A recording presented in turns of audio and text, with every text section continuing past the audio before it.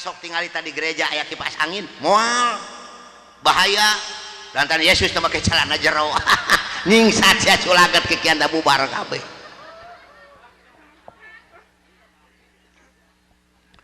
Anu kadua punten, mereka akan mengajukan Islam dengan permainan mereka ke dalam orang Islam.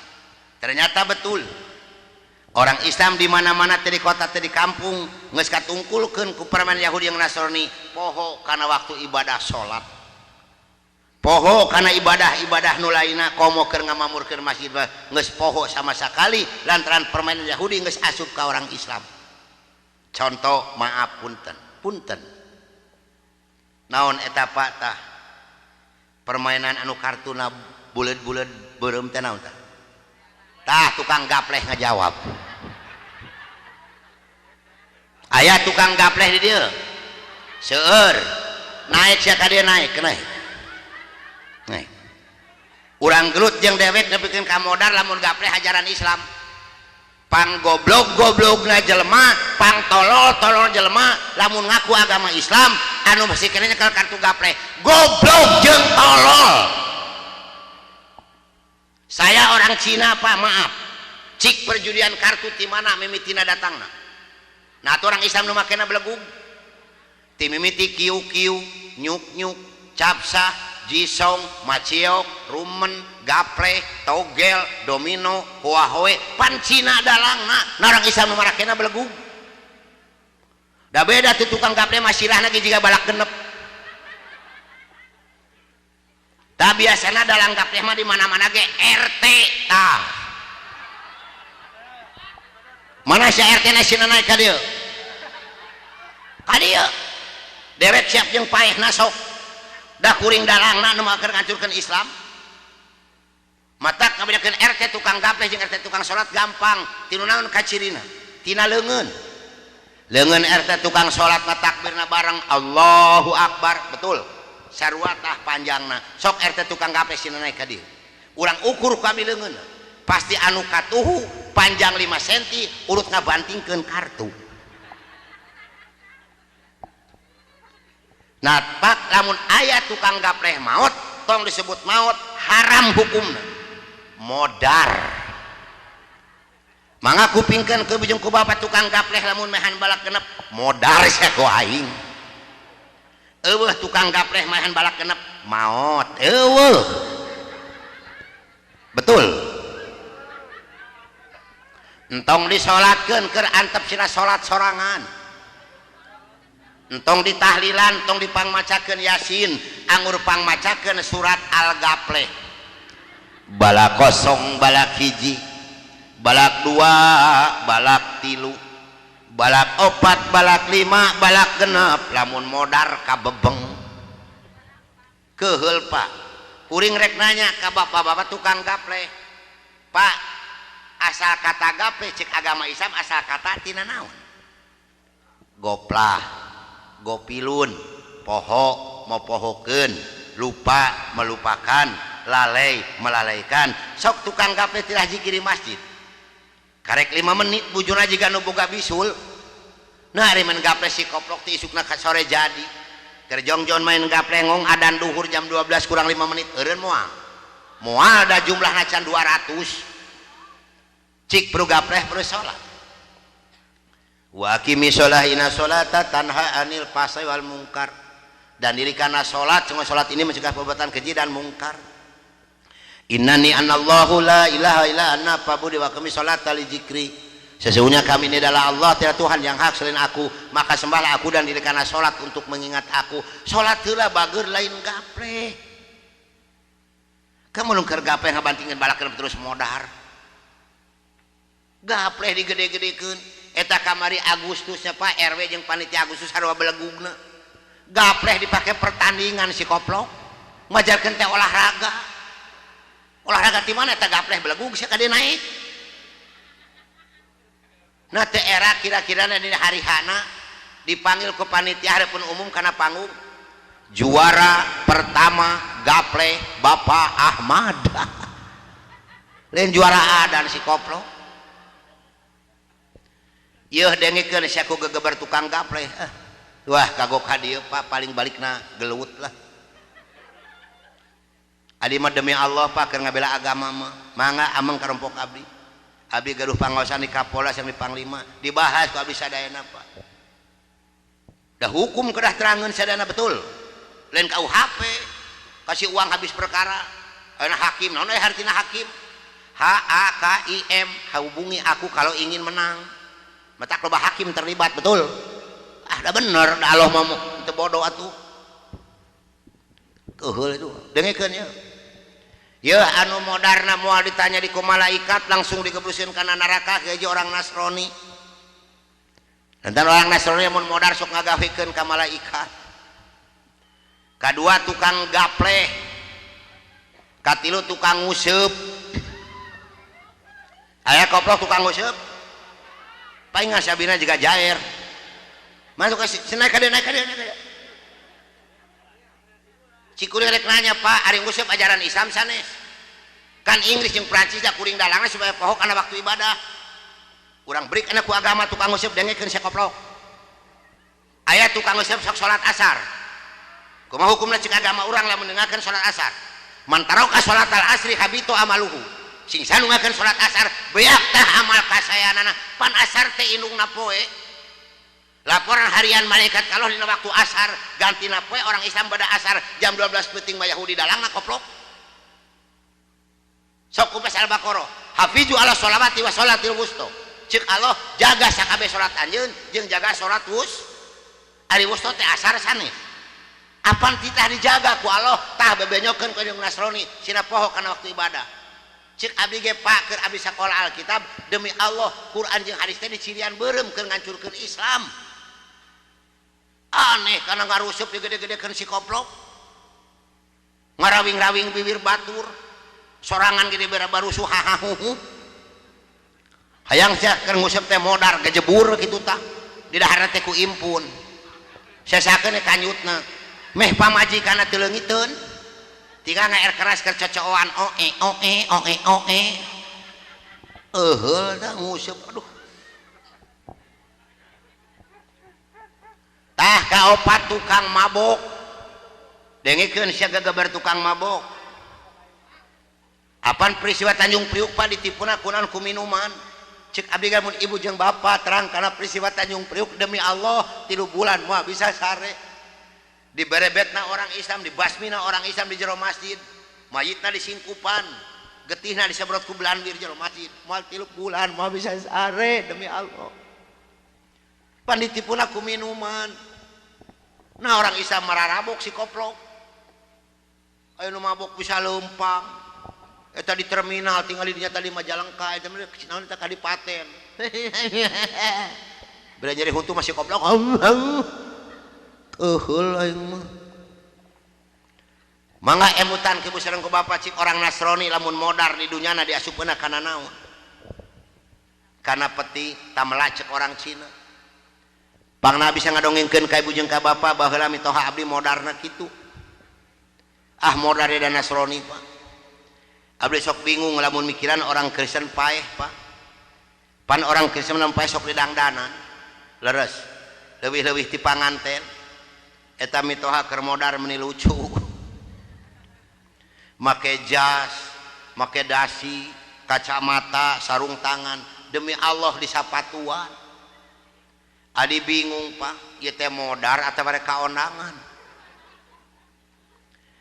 beres teh Pak didangdanan diasupkeun kana peti ieu peti dijana tina kayu jati kanana 3 senti jerona dilapis make seng terus kain saten make kembang jeung kamper sup eta nu modar asup kana peti langsung ditutupan ku tutup petina moal Pak luhurna demi Allah sok tinggal tamun dinya pae dipatri make seng da sieun kabur geus dipati make seng kakarek ditutupan ku tutup petina tah keur magehan tutup peti kana peti di luhurna aya salib 5 biji eta salib teh drat baud magehanna ge make kunci ukuran 14 jiga magehan pelak ban motor rokotok geus pageuh teh si koplok lain dikubur ngadon di nyanyian uyuhan teh joget nya baheula abdi kitu Pak cek abdi kieu sidang jemaat gereja yang mulia, mari kita berdoa kepada Allah Bapa di surga. Tapi sebelum kita berdoa, mari kita membawakan dulu sebuah lagu yang merdu untuk Allah Bapa di surga. Eta Tuhan hayang dikirim lagu si koplok. Dipimpin aku abdi nyanyi cek abdi.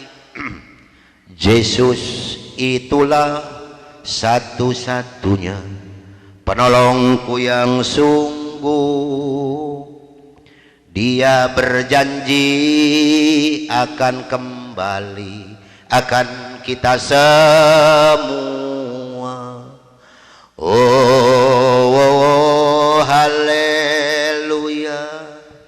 Puji Tuhan, upahmu besar di surga. Tadi panasaran pak ditoong pak bimitoha. Ya Allah, keur kieu we sorangan.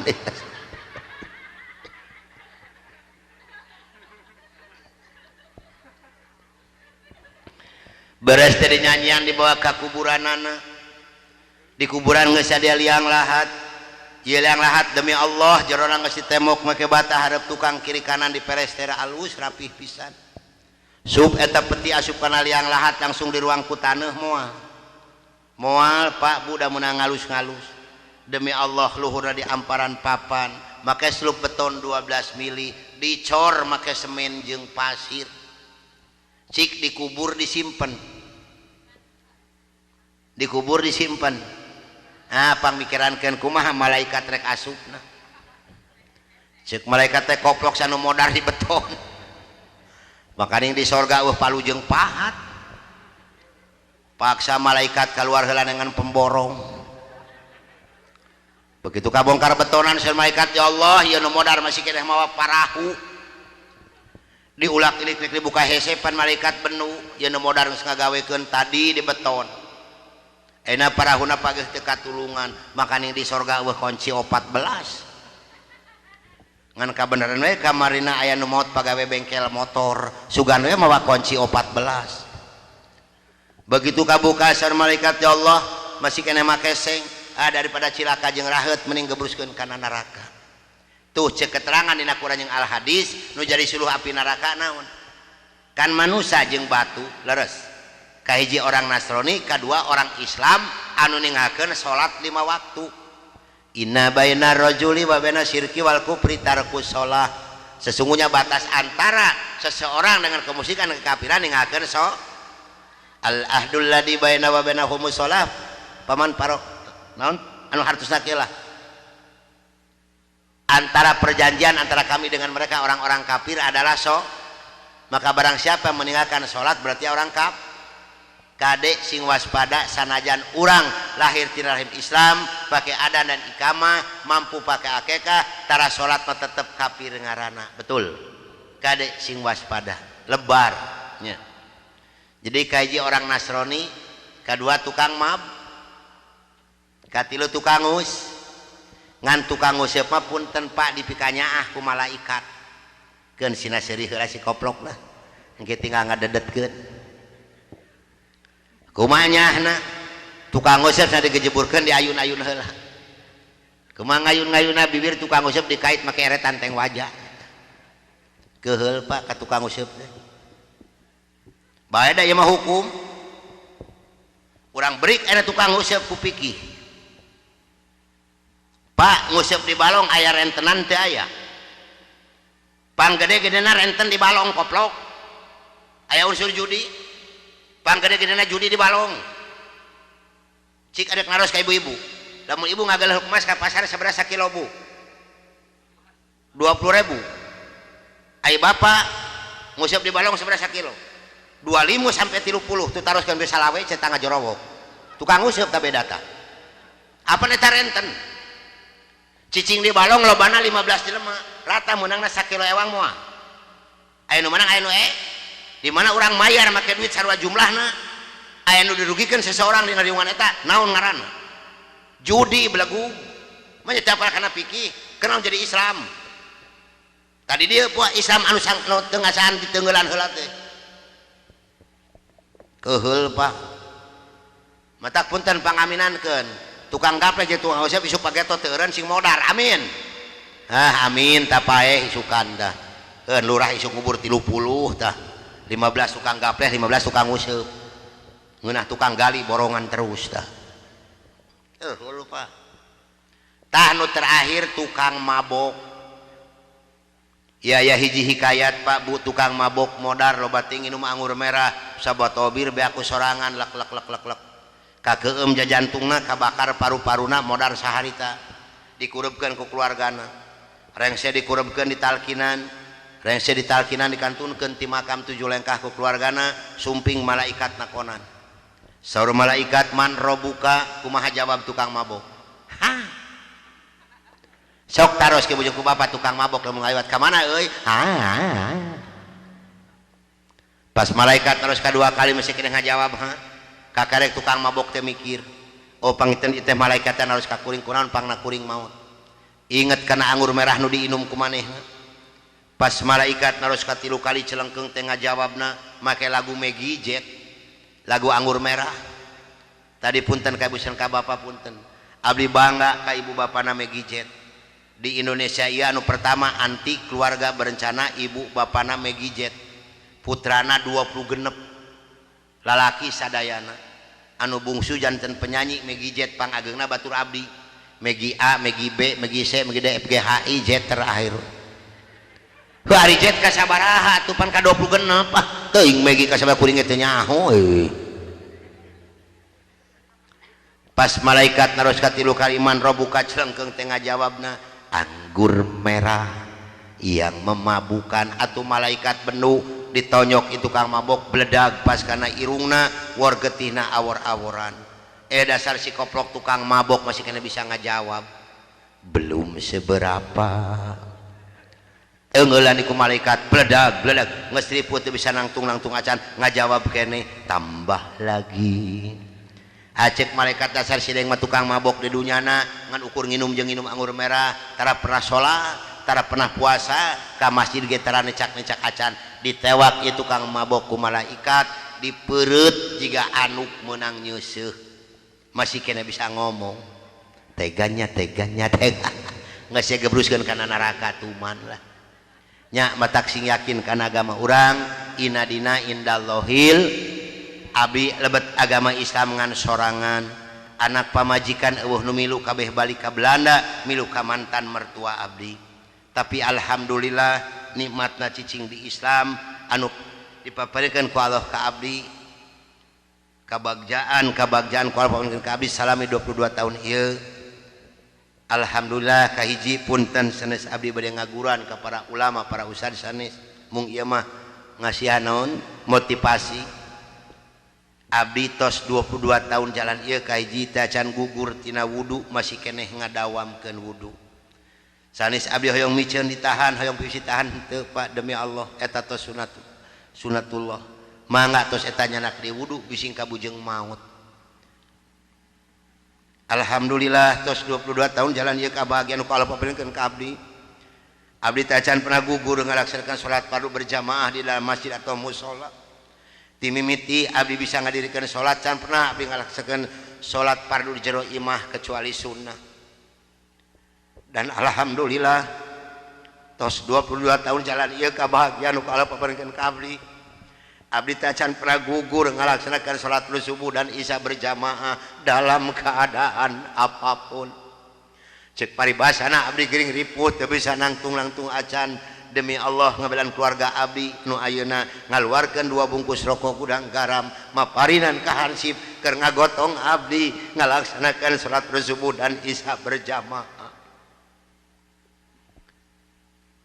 dan alhamdulillah tos 20 tahun jalan ieu abdi teh can pernah gugur ngalaksanakeun salat tahajud kumargi tahajud kanggo abdi wajib hukumna di antara salat sunnah nu aya dina Al-Qur'an angin tahajud maka sareng saur Kangjeng Rasul di mana urang teu bisa ngalaksanakeun salat tahajud sarua jeung ceulina dikihan ku setan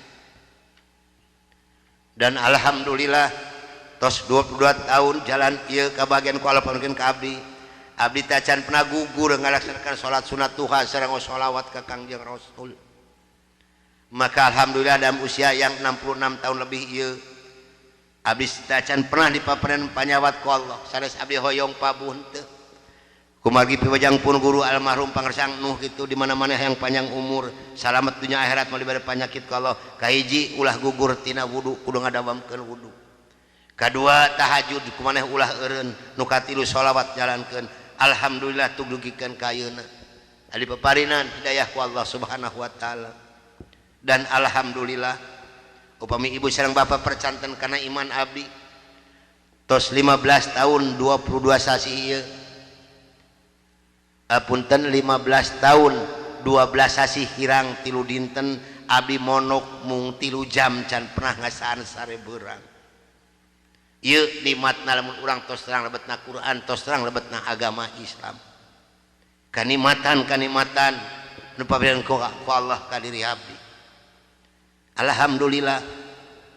Sanaos abdi tantangan seueur, Pak. Abdi tantangan sanes ti orang Kristen tapi ti orang Islam nyalira. Komi seueur nu ngangkeun agama Islam ari salat karara. Majelis talim karosong, pasantren karosong ari sakola umum dibeberi kabeh. Budak teu ngaji teh salat mah tara digeunggeureukkeun, tapi budak lamun teu ngapal, ngapalkeun jeung teu les pan dicarekan ku indung bapana. Abdi gaduh putra tinu ayeuna 3. Teu aya nu di SD SMP, Bu. Alhamdulillah sadaya di pasantren. Nu kadua usiana nembe 18 tahun jalan tos gaduh gelar S2 ti Kairo kamari. Sadayana di pasantren madrasah teu aya nu di SD SMP. Da paeh mah mau ditanya matematik. Geuning dokter Anas insinyur ngalanggur. Nah anak abdi geus cicing di Depag. Betul. Entong hariwang Pak, entong ningali sekolah umumna Pak. Da Yahudi anu geus asup kana sekolah umum loba beasiswa. Di mana eta beasiswa jalanna? Leres. Matak saur Kang Haji Sahid macam Kang Haji Alawi ti Limbangan. Anak anjeun di dieu sabaraha taun? 6 tahun saur abdi anak ka manakeun saur Kang Sofian Jaya kelecana ka mana ka Al Azhar ka Kairo. Alhamdulillah ka mari kengeng gelar S2. Ieu nikmatna cicing di Islam. Sok urang kembali kepada agama Islam. Amin. Mata punten ka bapak sareng ka ibu dina pangaosan ieu. Abi ngajak ka warga di dieu mangga ka hiji urang makmurkeun masjid salat berjamaah.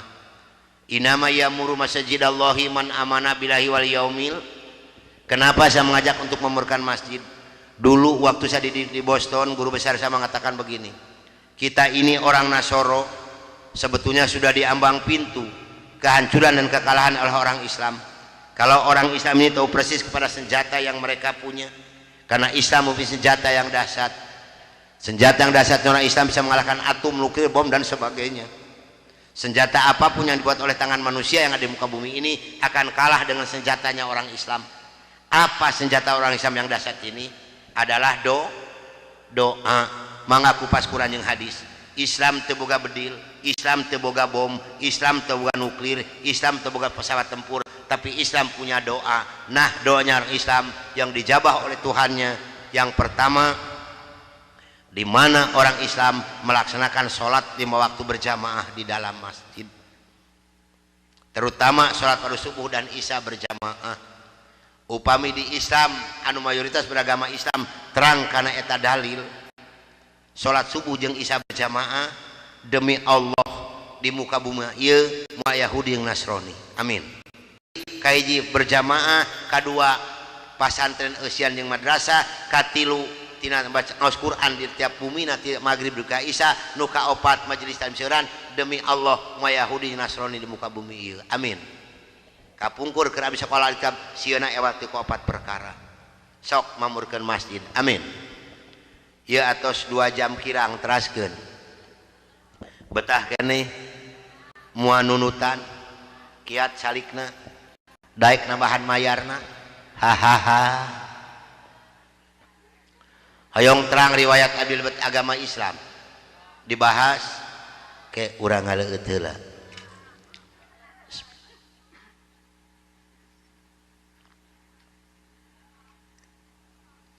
Amis teuing giung Pak teh digulaan apaan teh digulaan mah giung meureun matak rugi jadi ajengan mun ngaji teh nginum teh cinteh cibodas can pernah nu mere cisusu kenaon ibu-ibu loba di sakecak ewang kecerot dijeul pinung Teh cayan cik urang kanyot ka dieu lah. Si ibu eueuh cayan cenah Pak, dikanyot mung. Pada tahun 1988 saya ditugaskan oleh Yayasan Gereja untuk mengajukan Islam di Jakarta di Kampung Prapanca yang di depannya ada makam Ade Irma Suryani Nasution. Dulu yang mengambil gelar doktor teologi yang diwisuda di Boston Amerika ini dari Indonesia ini hanya 3 orang. Yang pertama adalah saya, yang kedua Dr. Cornelis yang menembak kaki dan dada saya, yang ketiga Dr. Johan yang memukuli saya pakai besi panas dan kursi rotan sehingga tulang punggung saya 13 yang patah untuk mengenal Islam. Kebetulan di Indonesia ini saya ditunjuk sebagai ketua misionaris internasional dalam dan luar negeri. Saya memegang wilayah Jawa Barat. Yang pertama di Sukabumi di Cikembar di belakang 310. Yang kedua di Majalengka di Pasir Malati. Dulu waktu bupatinya si Jaelani. Dulu saya membuat sekolah Alkitab yang terbesar itu di Talaga, tapi ditolak ke masyarakat. Dipalingan besi-besina sehingga si Jaelani ini bupati ini dipanggil oleh besan saya si Murdani. Saya harus memberikan uang 115 juta. Diberikanlah oleh saya ke Jaelani, maka diberikan izin yaitu di Pasir Malati. Uninga Bapak Pasir Malati nu kahandap. Nah, itu rumah sakit laras Pak. Yang ke bawah itu kebanyakan datangnya dari NTT. Si Apin, betul Pak, betul si Apin datangnya kebanyakan dari itu. Sayalah Pak yang membuatnya.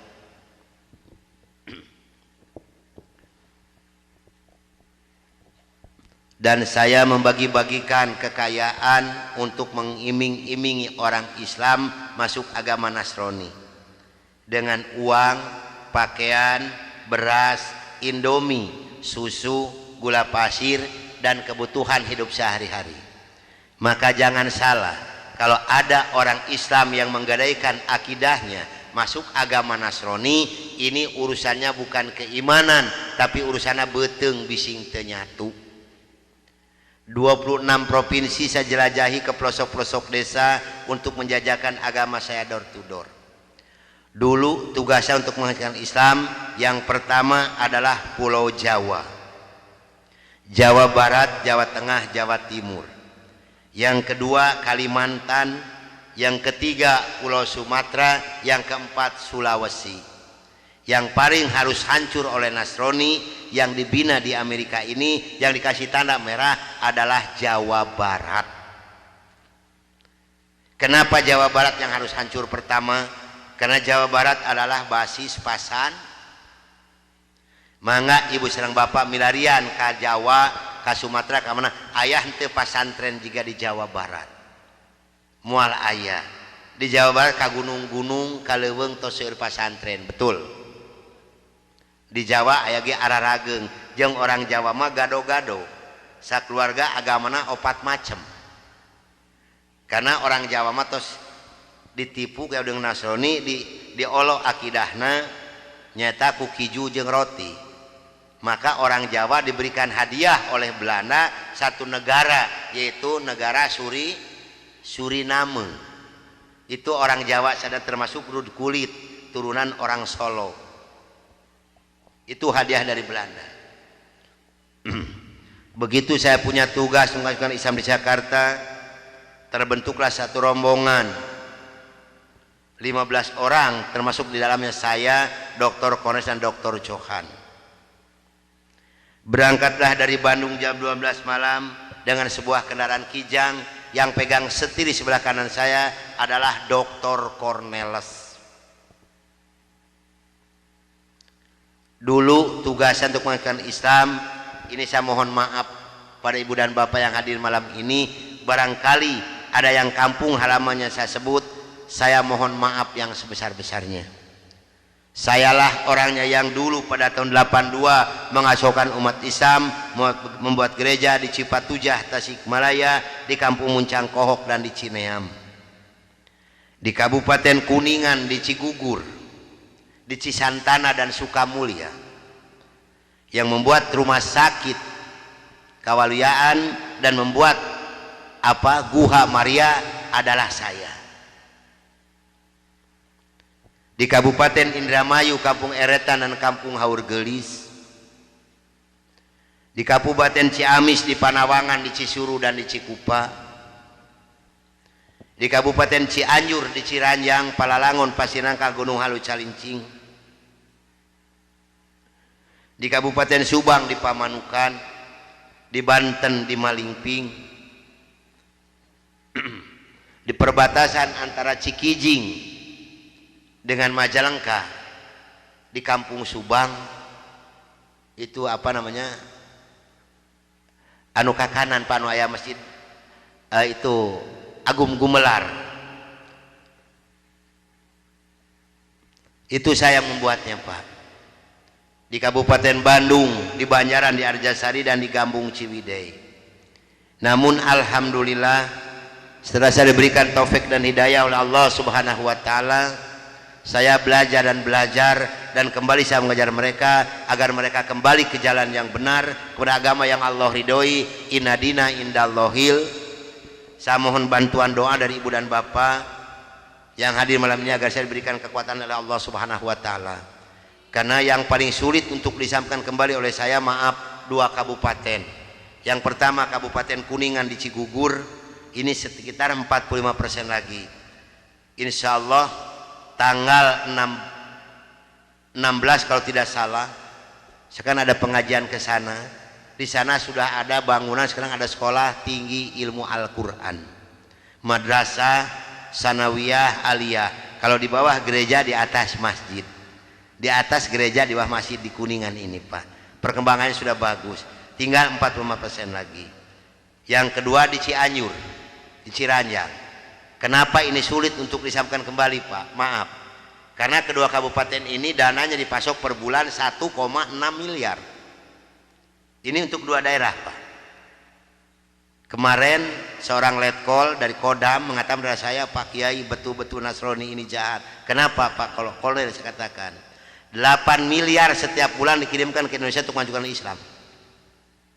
Ini jangan salah Pak, karena mereka punya program tersendiri. Di Islam Ustadz siapa yang menggaji Pak? Saya dulu tahun 64-65 demi Allah gajinya sudah 6.700.000. Itu 64-65 Pak. Sehingga begitu saya masuk Islam, maaf, 13,9 miliar demi Allah tidak saya bawa serupiah pun. Begitu saya punya tugas mengajarkan Islam, berangkatlah dari Bandung jam 12 malam dengan sebuah kendaraan Kijang. Yang pegang sendiri sebelah kanan saya adalah Dr. Cornelis. Selama hidup saya memegang agama Nasrani, saya belum pernah mendengarkan adzan subuh. Adzan duhur, asar, maghrib dan isya saya tahu. Kalau adzan subuh kuping saya belum pernah mendengarkan, karena saya belum pernah bangun sesubuh itu. Begitu nyampe di Jakarta, di Kampung Prapanca, bertepatan dengan berkumandangnya adzan subuh. Kata Dr. Cornelis kepada saya, "Bro, tolong dengarkan adzan orang Islam ini kok goblok sekali, aneh-aneh." Saya buka kaca jendela itu mau bisa dengarkan ini adzan. Betul Bro, orang Islam ini kok adzannya aneh-aneh. Kebetulan di Jakarta di Kampung Prapanca ini saya mengontrak sebuah rumah yang besar khusus untuk penginjil. Yang punya rumah namanya Bapak Rosid. Beliau adalah seorang sarjana agama Islam yang mengajar sekolah dasar negeri. Kata Dr. Cornelis kepada saya, "Bro, karena Bro sebagai pemimpin dan ketua kami yang berhak dan berani untuk menanyakan masalah ini, tolong besok tanyakan kalau kita sudah nyampe di rumah kontrakan." Oke, besok akan saya tanyakan.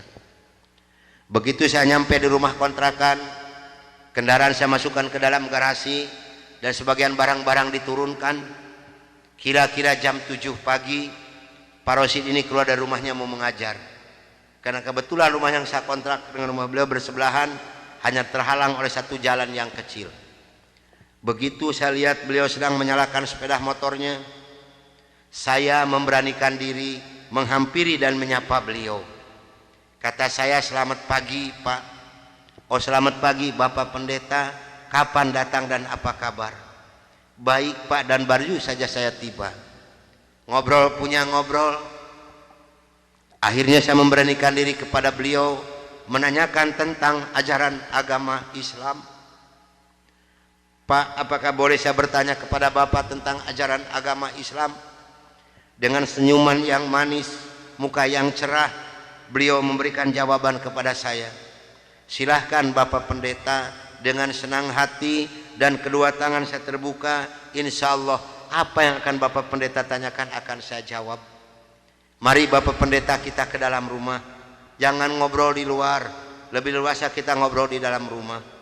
Saya dibawa masuk ke dalam rumah beliau, sehingga beliau ini berani mengorbankan tugas negaranya, tidak jadi mengajar karena ngobrol dengan saya sampai jam 3 sore.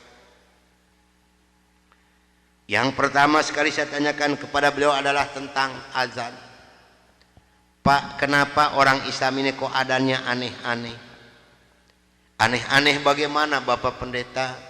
"Tadi begitu saya masuk sini, terdengarlah suara adzan yang asing di kuping saya. Ada kata-kata aso. Aso apalah saya tidak tahu, Pak." "Oh, betul Bapak Pendeta, itu adzan subuh pakai as-sholatu khairum minan naum."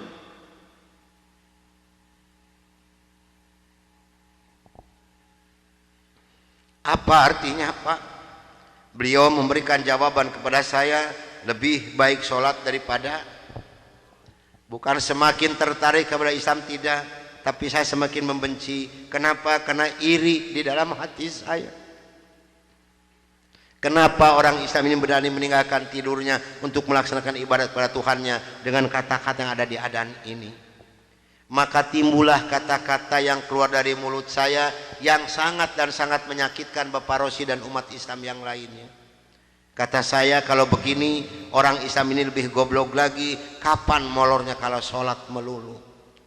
Dulu sebelum saya mengenal kepada Islam, banyak sekali yang beliau terangkan kepada saya tentang ajaran agama Islam, dan akhirnya beliau memberikan satu Al-Quran dengan terjemah produksi Departemen Agama. Kata beliau kepada saya, "Ini untuk Bapak Pendeta kalau memerlukan, tapi kalau tidak tolong kembalikan kepada saya." Saya terima ini Al-Quranul Karim. Kira-kira jam 3 lebih saya keluar dari rumah beliau, masuk rumah kontrakan saya. Begitu saya nyampe di rumah kontrakan, saya langsung ditegur oleh rekan-rekan saya, termasuk oleh Dr. Cornelis dan Dr. Johan. "Dari mana Brur, kok dari pagi sampai sore begini baru pulang? Sedangkan jam 4 sore ini Brur harus memimpin kami untuk membawa umat Islam yang ada di kampung Prapanca ini." Maka saya katakan kepada rekan saya bahwa saya sudah menanyakan tentang azan dan saya diberikan satu Al-Quran ini. Ini ditertawakan semua oleh rekan saya. Seharusnya sore itu saya memimpin penginjilan, entah kenapa saya ini malas sama sekali untuk melaksanakan tugas. Mungkin ini sudah jalan dari Allah Subhanahu wa Ta'ala. Maka saya punya tugas, saya serahkan kepada Dr. Cornelis dan Dr. Johan. "Brur, tolong pimpin misi kita ini, tolong pimpin penginjilan kita ini, bawa umat Islam sebanyak-banyak yang ada di kampung Prapanca ini, dan ini dananya 16 juta, tolong bagikan kepada mereka. Pakaian, beras, indomie, susu, gula pasir, dan kebutuhan hidup sehari-hari yang sudah tersedia di dalam kendaraan. Silahkan Brur bagikan, harus tepat pada sasaran." Berangkatlah rekan saya 14 ini menjajakan agama door to door dengan bermodalkan uang 16 juta, pakaian dan kebutuhan hidup sehari-hari. Saya hanya di rumah sendiri sambil melihat-lihat luarnya Al-Quran karena saya belum hafal huruf Arab, yang saya baca hanya terjemahnya saja. Begitu saya akan membuka Al-Quran, terlebih dahulu saya berdoa dulu pada Tuhan saya yang saya yakini dulu. "Bapa di dalam surga, dalam nama Tuhan Yesus Kristus, saya datang di bawah kaki-Mu Tuhan. Saya mohon petunjuk dan pertolongan daripada-Mu Tuhan. Tolong celikan mata hati saya dan bukakan mulut saya. Tolong celikan mata penglihatan saya dan bukakan alat pendengaran saya. Saya akan membaca kitabnya orang-orang kafir. Tapi semakin saya berdoa pada Tuhan saya,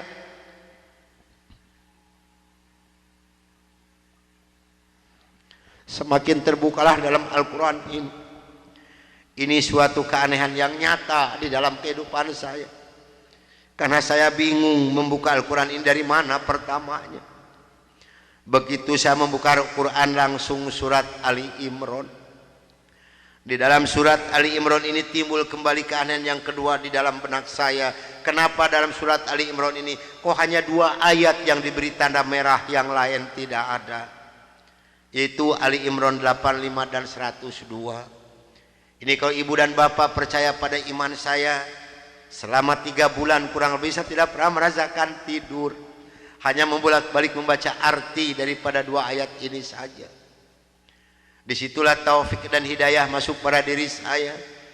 Bergemetarlah seluruh tubuh saya ini, bergejolaklah di dalam dada saya ini. Bahkan dalam hati kecil saya mengatakan, hanya Islamlah yang benar, hanya Islam yang dapat menyelamatkan umat manusia. Maka saya harus berani mengatakan kepada rekan saya, apapun yang akan terjadi, saya siap untuk menerima risikonya. Atas bimbingan dan pelajaran dari Bapak Rosid, atas petunjuk dan petuah dari Bapak Rosid, saya memberanikan diri menghampiri rekan saya 14 yang sedang mengadakan kebaktian doa. Saya katakan kepada rekan saya bahwa mulai hari ini, jam ini, menit ini, saya akan mengundurkan diri dari penginjilan. Saya akan menyerahkan sebagai ketua misionaris pada Anda semua, karena saya hari ini akan mencari agama yang baru, itu agama Islam. Karena hanya Islam yang benar, hanya Islam yang dapat menyelamatkan umat manusia. Agama yang kita pegang sama-sama tidak bisa menyelamatkan kita semua. Namun apa daya yang saya terima dari mereka, maaf, saya bukan mau dikasihan oleh ibu dan bapak, tidak. Yang mengasihani saya adalah Allah Subhanahu wa Ta'ala. Saya bukan seorang tentara, saya bukan seorang polisi, tapi merasakan panasnya peluru di kaki kiri saya dan di dada sebelah kanan saya ini. Besi yang lebarnya 6 cm yang dibakar merah membara, yang dipukulkan ke pipi saya tahan dengan tangan kiri saya. Demi Allah, besi panas nempelah di tangan kiri saya. Lalu saya ditengkurapkan, kepala saya diinjak oleh 3 orang. Tangan saya, kaki saya kiri kanan dipegang dan diikat oleh mereka. Lalu punggung saya dipukuli oleh Dr. Johan pakai kursi rotan. 13 tulang punggungnya patah untuk mengenal Islam. Kalau menurut logika manusia, saya ini harus sudah meninggal dunia. Tapi Allah Maha di atas Maha, Allah mempunyai rencana lain untuk saya. Atas izin dan karunia Allah yang diberikan kepada saya bisa lolos dari pembunuhan rekan-rekan saya.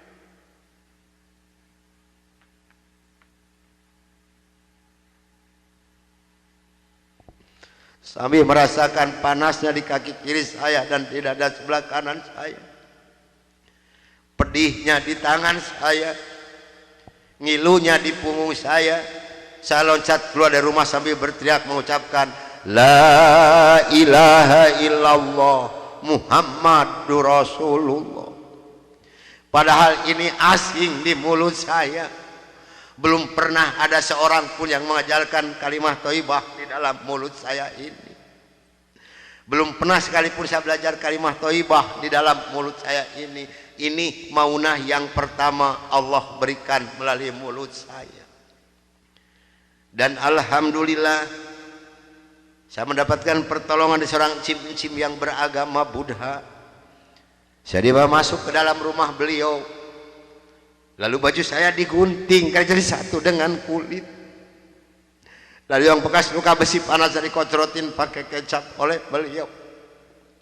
Kaki saya ditahan pakai kayu bekas pegangan sapu, diikat pakai benang rapia. Punggung saya diikat pakai samping. Lantas saya dibawa beliau ke rumah sakit Fatmawati. Selama 3 bulan 27 hari saya berbaring di dalam rumah sakit, merasakan hancurnya tubuh saya ini, pengen mengenal Islam. Dan alhamdulillah setelah Allah memberikan kesembuhan kepada saya, beliau pula lah yang membiayai saya, sehingga saya kembali memohon pertolongan kepada Cim ini. Cim, tolong saya, bawa saya kemana saya harus pergi, karena saya pengen memeluk agama Islam. Dan alhamdulillah saya dibawa oleh beliau ke Cipete, ke Bapak Kiai Haji Dr. Idam Khalid, saksi yang masih hidup. Yang membina kesama yang pertama adalah Bapak Hamjahas. Maka kata beliau kepada saya, kalau Anda pengen masuk Islam yang kapah dan istiqomah, Anda jangan dulu mengenal Al-Quran, Anda jangan dulu mengenal sholat, tapi Anda harus dulu mengenal isi daripada dua kalimat syahadat yang barusan Anda ucapkan. Alhamdulillah selama 3 bulan kurang lebih saya dibina oleh beliau untuk mengartikan isi daripada dua kalimat syahadat. Barulah saya marifatullah. Disinilah nikmatnya iman dan nikmatnya ibadah yang saya rasakan sampai detik ini. Lalu saya suruh pulang dulu oleh beliau, karena saya masih mempunyai keluarga, itu anak dan istri. Ternyata keluarga saya telah mendapatkan laporan dari Kansa 14 dan dari Dewan Gereja Indonesia bahwa saya telah murtad masuk agama Islam. Begitu saya nyampe di rumah saya lihat dengan mata kepala saya sendiri, pakaian saya, ijazah saya, semua dibakar oleh putri-putri saya dan istri saya di hadapan mata saya. Dan alhamdulillah saya diselamatkan dari maut yang kedua oleh Allah Subhanahu wa ta'ala. Begitu putri-putri saya menyiramkan minyak kelapa panas ke muka saya masih diselamatkan oleh Allah. Minyak kelapanya tumpah di punggung saya. Ini adalah darah daging saya sendiri yang menganiaya saya, bukan orang lain. Lalu kepala saya dilempar pakai cobek, dipukuli pakai setikasti, sampai saya diusir caci maki dengan kata-kata yang sangat keji yang keluar dari mulut darah daging saya sendiri. Nyah, engkau di hadapanku anjing, setan, babi, iblis, jangan menginjak rumah ini, haram rumah ini kau diinjak oleh setan dan iblis macam kau. Ini adalah darah daging saya sendiri, bukan orang lain. Dan alhamdulillah begitu saya meninggalkan rumah tangga saya hanya pakai pakaian satu setel yang nempel di badan saya yang penuh dengan minyak kelapa panas. Harta kekayaan berlimpah luah demi Allah tidak saya bawa serupiah pun, karena saya pengen masuk Islam yang kapah dan istiqomah. Saya harus samina wa atona. Jangankan harta kekayaan yang berlimpah luah, putri-putri saya pun yang 3 saya putuskan. Mulai detik ini Anda bukan darah daging saya bukan bapak Anda, dan Anda bukan putri-putri saya. Titik sampai di sini. Jangan ada lagi pertalian darah antara Anda dengan saya. Kenapa saya putuskan kepada putri-putri saya yang 3? Karena saya takut besok atau lusa saya meninggal dunia, bagaimana tanggung jawab saya di hadapan Allah Subhanahu wa ta'ala. Maka alhamdulillah sudah hampir 22 tahun lebih ini saya belum pernah dipertemukan dengan batang hidungnya. Namun alhamdulillah, biarpun putri-putri saya tidak ada yang ikut satupun, Allah telah memberikan kebahagiaan kepada saya pada saat sekarang ini. Kebahagiaan yang Allah berikan kepada saya tidak bisa ditukar dengan sesuatu apapun yang ada di dunia ini. Sekalipun emas berlian sebesar gunung tidak mungkin bisa menukarkan kebahagiaan yang Allah berikan kepada saya. Kenapa? Karena rekan saya yang 14 yang dulu menganiaya saya, yang dulu membunuh saya, alhamdulillah sekarang sudah masuk Islam semua. Sekarang sedang jihad fisabilillah, sedang membela agama Allah, yaitu syiar agama Islam di daerah-daerah Nasrani. Itu yang pertama di Papua Barat di Manokwari, yang kedua di NTT Kampung Kalabai Kabupaten Alor, yang ketiga di Kalimantan Tengah di Sampit. Saya mohon bantuan doa dari ibu dan bapak yang hadir malam ini agar saya dengan rekan saya diberikan kekuatan oleh Allah Subhanahu wa ta'ala. Kalau ibu dan bapak pengen tahu dakwah Islam daerah Nasrani, demi Allah ini tantangannya adalah nyawa. Saya pun di Manokwari sedang menanak nasi, Pak Bu. Kalau Allah sudah mengizinkan saya harus meninggal, saya dipanah, ini kenal kemaluan saya. Allah belum menghendaki saya untuk meninggal, hanya 3 cm jaraknya dipanah. Sedangkan panah di Manokwari demi Allah bukan 1,20 meter panjangnya, tapi 1,60 meter panjangnya. Ujungnya sudah pakai racun. Ini perjuangan membela agama Allah darah Nasrani. Alhamdulillah perkembangan Islam di daerah Manokwari. Padahal Manokwari ini akan dijadikan kota Injil. Kalau Manokwari sudah jadi kota Injil, yang pertama tidak boleh ada adzan berkumandang, tidak boleh mendirikan masjid, tidak boleh ada perempuan yang berjilbab. Alhamdulillah di sana ada 297 orang yang masuk agama Islam, termasuk orang yang memanah saya. Kemarin tanggal 17 Desember saya baru selesai membuat masjid. Dari mana biayanya? Dari hasil pengajian saya. Saya mohon bantuan doa, karena kadang-kadang rekan saya di sana, Pak, maaf, 10 hari lebih tidak pernah ketemu nasi. Yang dimakan oleh rekan saya singkong direbus, yang penting terganjal perut, karena sulit mencari dana untuk dakwah di Islam ini. Dari mana makan mereka sehari-hari? Maaf, dari hasil pengajian saya. Karena mereka lepas dari gereja tidak ada santunan apapun. Siapa yang harus bertanggung jawab? Kita inilah sebagai umat muslim. Di Kalimantan Tengah ada 192 orang. Di sana, Pak, demi Allah tidak ada masjid satupun. Gereja ada 9. Paling banyak isi gereja 15 orang. Kalau saya mengadakan sholat berjamaah di Kalimantan ini, pakai kompas di luar, di lapangan, di atas disiram oleh mereka. Saya hanya bisa berdoa, ya Allah berikan taufik dan hidayah bagi mereka, karena mereka tidak tahu kedatangan saya ini mau apa. Alhamdulillah 4 hari kemudian 8 orang yang masuk agama Islam, maka berjumlah 192 orang yang ibu dan nenek yang kupingnya pada panjang-panjang.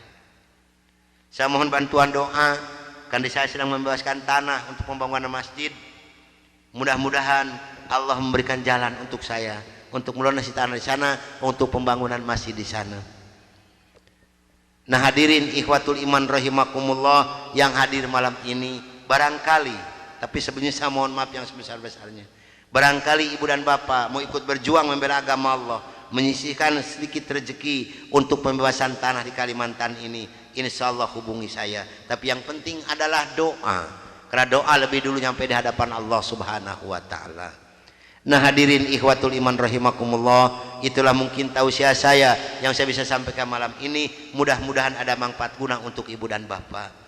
Dan mudah-mudahan yang hadir malam ini kelak di yaumul qiyamah mendapatkan syafaatul ujma dari Kangjeng Nabi besar Muhammad Rasulullah sallallahu alaihi wasallam. Dan mudah-mudahan kita dipertemukan Allah bukan hanya sampai di sini saja, tapi sampai yaumul jaza kita dipertemukan kembali oleh Allah subhanahu wa ta'ala. Akhirul kalam, wabillahi taufiq wal hidayah. Wassalamualaikum warahmatullahi wabarakatuh.